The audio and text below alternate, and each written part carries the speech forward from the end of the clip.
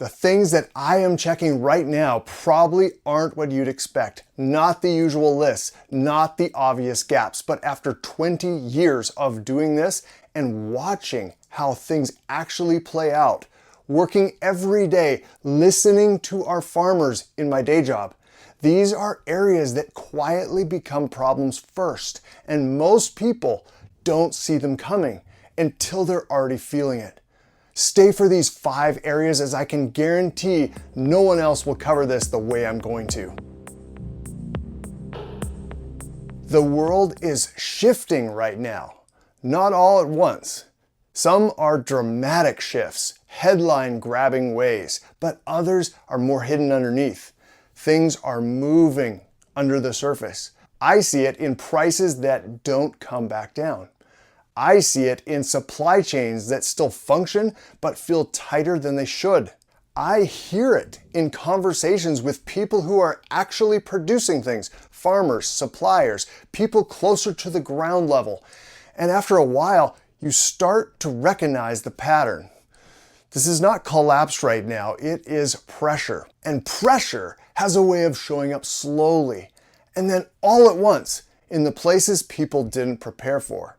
So that's what I've been doing lately. It's not reacting, it's just going back through my systems and tightening things up where it matters. And the way that I've been thinking about this is simple. BABFW.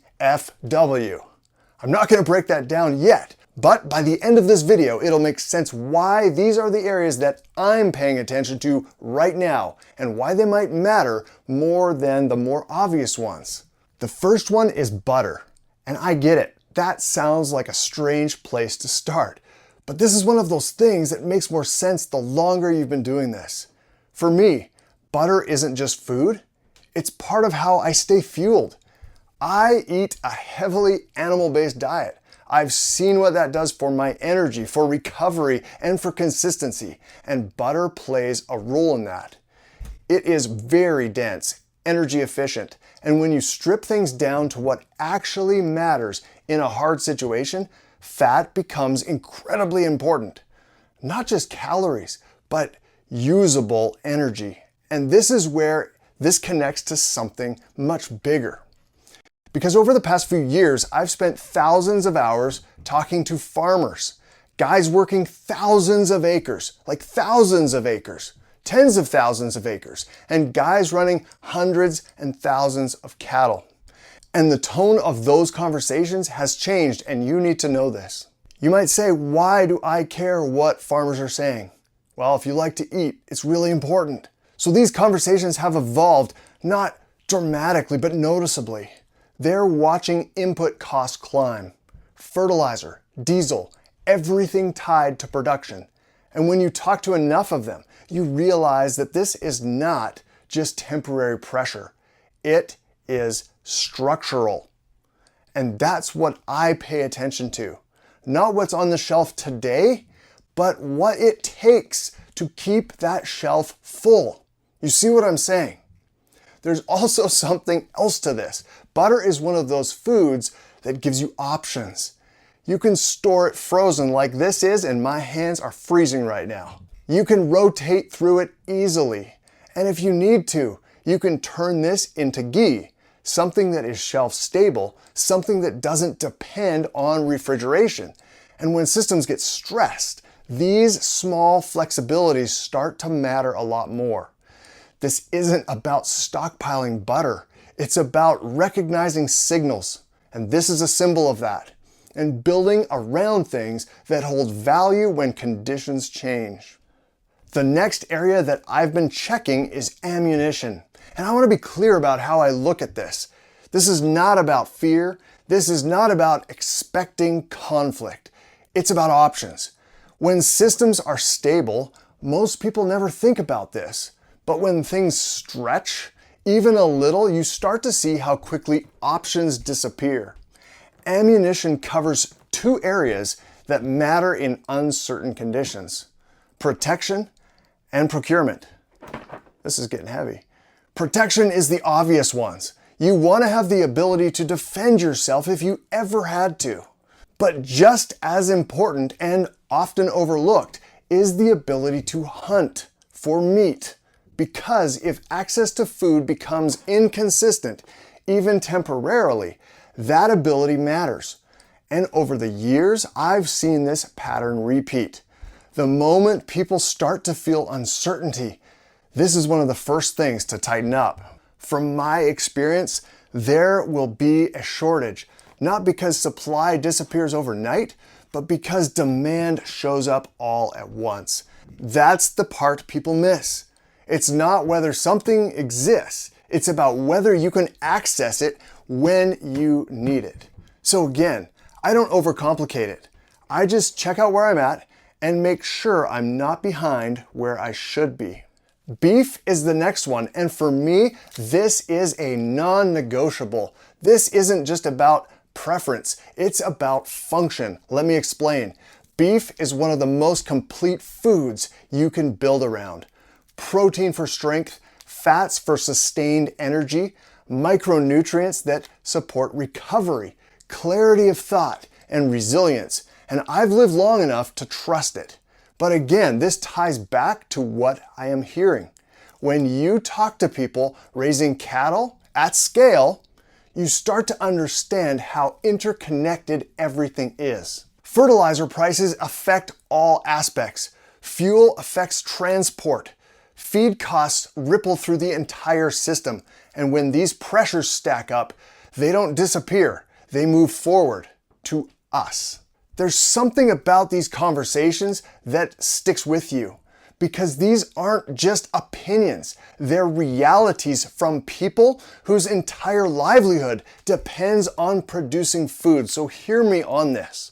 So when I look at beef, I'm not just thinking about today, I'm thinking about consistency, access, affordability over time. For me, that means keeping it central, not optional. Something I rotate through, something I maintain, something I build around. Because when your nutrition is solid, you think better, you move better, you handle stress better. And that's what this is really about. Fuel is one of those things that sits quietly in the background until it doesn't. It affects everything: how you move, how you cook, how you heat, how you respond. So one of the simplest things I do is keep my vehicle above half a tank. It sounds really basic, and I know some of you do that already, but this removes a layer of vulnerability most people don't even consider because the gas station is just around the corner. Beyond that, I've built a fuel storage system: gasoline and kerosene, white gas, propane. Any fuel that moves me, cooks for me, or warms me up. And then even the smaller fuels like butane and isobutane for the more compact systems. Nothing extreme, just enough to give me options across different situations. Because when fuel tightens, it's never just about driving. It's about everything that is connected to it. Think about these things. And tied to this is financial positioning, which is a bonus piece of our acronym under F. We have fuels and finances.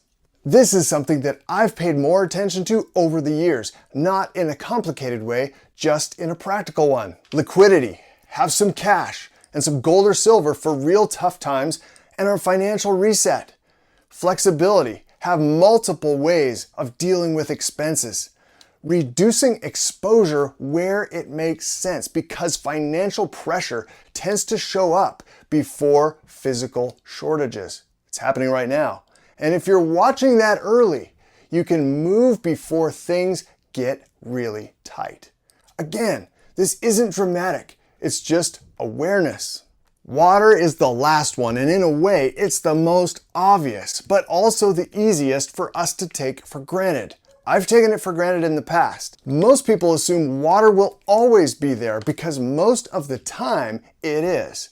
But when systems fail, even briefly, water is one of the first things that becomes critical. And it doesn't just ease in, it stops. I've seen this in enough real-world situations to understand that. I was a municipal disaster manager and a planner in a past life. Infrastructure gets stressed. systems go down and access disappears. I've seen it. So for me, this isn't just about having water stored, it's about having control. Stored water gives you time. Filtration gives you options.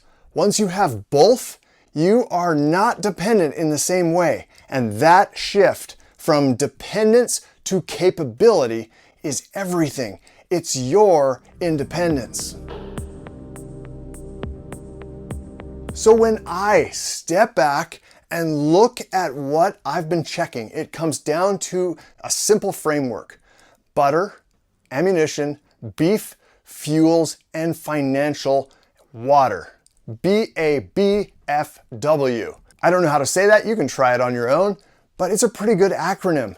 Not the most conventional list, but each one connects to something very deep within our society. I have one more important point to share with you in a few seconds. If this resonated with you, give this video a like, subscribe, and consider grabbing a membership to the channel for exclusive content that goes deeper. Also, you can grab this free resource in the description.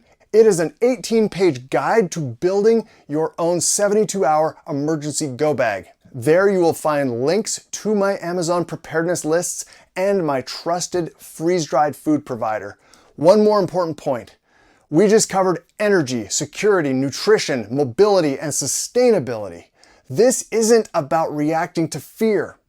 It is about recognizing patterns and making small adjustments before they become big problems. Because when you build things properly, systems, you don't have to rush. Train strong, build systems, and live ready.